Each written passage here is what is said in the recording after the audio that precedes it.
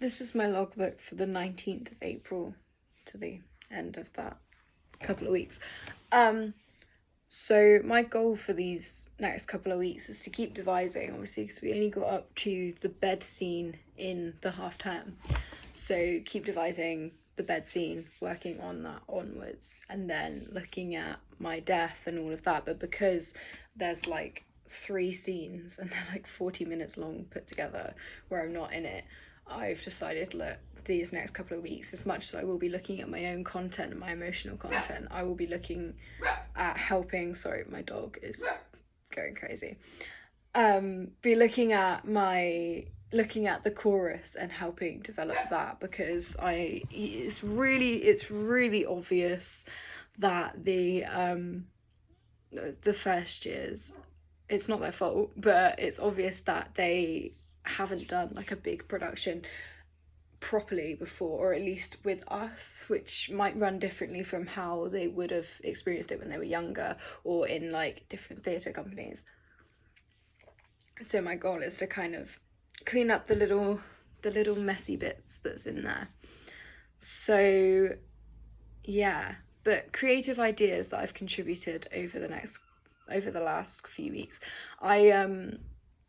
I looked at, Lydia said she gave feedback for more technical, like more technology being used, like modern day technology, because it is a Greek play, but we've brought it into the modern day, and it hasn't, like, that hasn't been obvious yet. Sorry, my laptop's being weird.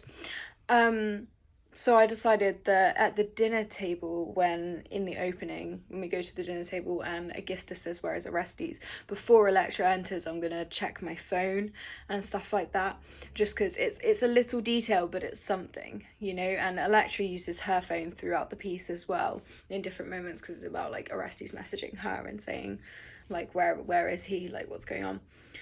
So that was one of the ones for myself, and then another one for myself was pretending to hold my baby when I'm crying and sat on the floor. So the bit where I scream because I found out that she's been sold and my knees hit the floor and I'm on the floor crying, holding the piece of paper, I've started to try and pretend that I'm holding my baby as well, because Iphigenia is only a baby. And I thought that would add just a different level of emotion, and like almost like psychosis, like Clytemnestra is seeing her child, but not quite, if you know what I mean. It adds, and it sort of points out to the audience a bit more as well, like what actually has happened and what's going on there. So skills that I've developed. So my emotional content, I think it's getting better. It's definitely not where I want it to be. But at the beginning of this project, I didn't really think much of it, which was kind of naive of me. I was like, oh yeah, whatever, I'm an actor, I'll be able to figure it out. So much ego, and I don't know why, but that soon smacked me in the face, and I realised, no, I need to start thinking about it. And I realised, like, how much I connect with Clytemnestra, for one, and how difficult it is to become an actual different character. I decided that I really wanted to take it seriously this time, because a lot of times in past shows I've gone and I've gone into a role and I've just played it, and it's not like, I saw this YouTube video that was about, he said about, like, it was something I was watching, he just said about projecting onto the character slash like becoming the character. So like a lot of times amateur actors will project onto characters, whereas a real actor will be able to become the character. So I've been talking about trying to get inside of her skin and understanding like what's going on. The more I do that, the more emotionally drained I get, because oh my god, she's got so much going on in her life. And so I've been trying to do that, and it's sort of, it hit me like I've been trying my hardest to try and get into her and understand her, but it hit me the other day. I can't remember what scene it was. I think it was the last scene. We just ran it a little bit, and I was practicing it with Dan, and we did the bit where he walked in. I say, "Oh, my child, have pity on your mother," and I don't know why, but I saw him, and like this whole well of emotion came over me, and it felt like sickening, and my stomach dropped, my chest tightened up, and I was like, oh my god, like I've actually felt something now because of this. And so that was my first moment where I was like, wow, I'm really in this and I'm really feeling this, which is what I wanted to achieve. And so I'm happy that I've got that one moment where I can be like, okay, I did connect there. I just need to figure out how to bring that into the other scenes. But because the other scenes are quite line heavy or something like that, it gets in the way. But then the guy that I was listening to spoke about not just learning the lines and just like listening properly. So when in scene 2, when Electra is going on and on and on about what happened or what she thought had happened, I started like getting really annoyed with her, like personally really annoyed. I was like, you don't understand. You're a child. You don't know what happened. That was 7 years ago. You were a baby. And then I was like, oh my God, I actually think these things and I actually feel these things. And so that started to bring that connection closer, and then that emotional content started to get better, as I said, not to the point where I'm happy to leave it and say, yeah, that's what I want, but getting to a point where I'm like, yeah, this is going in the right direction. But another skill I've developed is working in the round. I feel like it wasn't something that was so obvious to me at first, because it clicked in my brain and I was like, yeah, we're working in the round, so I need to turn my face out. But there's moments where I've noticed where I don't turn my face out, and so I'm like, okay, I need to do that here. And I think it's a really cool seating arrangement in general, but it's a really cool skill to develop, to know how to play it out and around instead of just to one place. Because when I was devising some other bits, I realize I'm playing it out to one place more than I'm going around. Even when instructing other people, I was like, I need to start thinking about all edges instead of just one. And so that's a skill that I've started to develop and learn more about, which I'm really sorry, I keep flicking my nose because it's really dry and itchy. So I'm really chuffed that I'm starting to figure that one out. For my production role at the minute, it's been a bit bland because it's Brecht Epic. It's not like there's loads for me to do. I did take over some prop responsibilities for like SFX props, so I did like the cocaine, I did the keys of cocaine. Lydia asked for 3, so I made 3 nice big ones, and just the little bags and stuff like that, because it's just flour and bags in it. It's not that hard. I did paint the door frames white because that's what she had asked. So I got on with that, painted them white, realised later that I didn't paint the top or the bottom, so now when they get used, you can tell.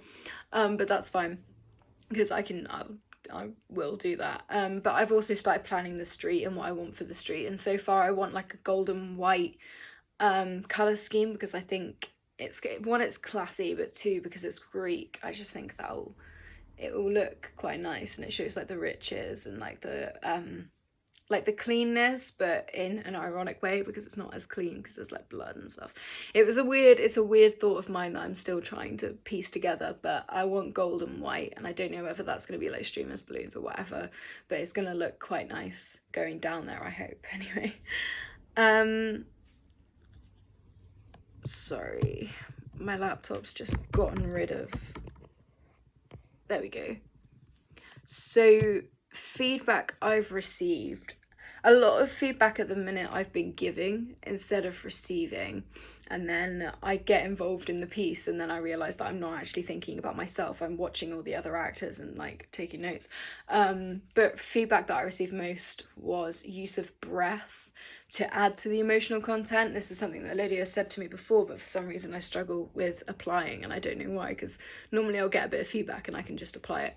But yeah, use of breath to help with the emotional content and build up. So in the vision in scene 1, where Chrysophimus is explaining to Electra what Clytemnestra saw in her dream, I come on and we do this whole like choreographed vision thing, and so I've started almost like hyperventilating whilst I'm backstage, like so that when I come on I'm out of breath, and then I'm like running around and trying to figure things out. But then we were looking at it, and Ollie came in on Wednesday afternoon, I think it was last week, and I asked him like, do you have any feedback? And I explained to him the concept, and he said to look confused as well. So he span me around in a circle and said try to focus on Lucas, and I was like, I can. And he was like, that's good. You want to be able to try and figure out who he is, take a moment to understand who he is, and then scream and just be confused because it is a dream. And a lot of times you're like, what the hell's going on and stuff like that, which I thought was really cool feedback. And I tried to apply that. Hopefully it's come through. It definitely needs more work.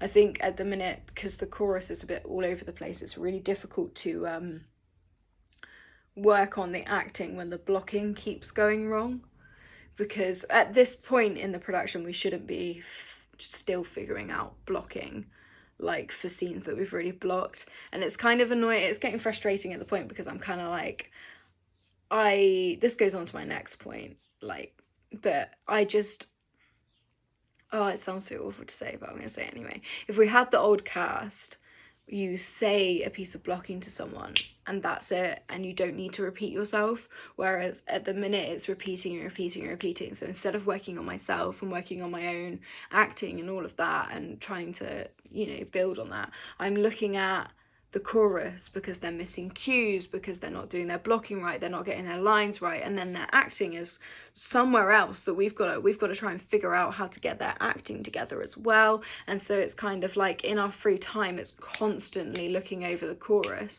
and then people like the mains, like Orestes, Clytemnestra, Chrysophamis, the lecturer and stuff, they're getting rejected because they know they're blocking, but they don't have the feedback for acting yet, because they haven't like had the chance to be able to get that attention, which is really, really frustrating. But I think like with the right kind of guidance, I think we can get there. I keep saying to Dan, like, we need to figure out a new approach, because at the minute tough love is all we've got, because we're trying to get this together and it's not working. It's not. And so I keep saying to Dan, like, calm down, we can do this.